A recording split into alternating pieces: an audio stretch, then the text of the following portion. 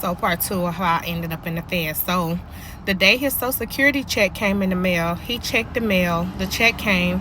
Him and his wife was like, "Hey niece, I'll be right back."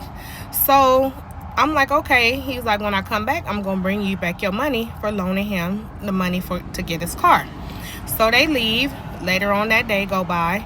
I'm minding my own business. I'm doing my own thing. Like I said, I ain't really tripping because I'm making all this money. So it's getting later and later. I noticed they ain't came back yet. So I'm like, let me call and check on them to make sure they all right or whatever. Once again, I'm dealing with two crackheads. They just got all this money in the mail. I'm not even thinking nothing because they left all their stuff at my house. So I'm thinking maybe they just out spending some money or spending some time together because they hadn't really done nothing together in a while. He was in a wheelchair for a little while, just not learning how to walk again. So later on that night go by, no call from them. I'm calling them, no text messages, no replies, no none of that. So I call her aunt house, which is another place she'll normally go to be off the streets because, like I said, nobody wanted to fuck with them. So they only had a few places they could go. So later on that night, I didn't get no reply from them. So I got up instantly the next morning, tried to call them again.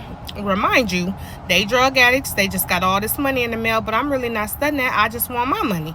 So I called my sister. I'm like, hey, you seen your uncle, your auntie? She was like, no, why? So I told her what's up. Told her I loaned them the money to get the car, whatever. She was like, no, they probably around there, her auntie house. That's where they stay when they ain't got nowhere else to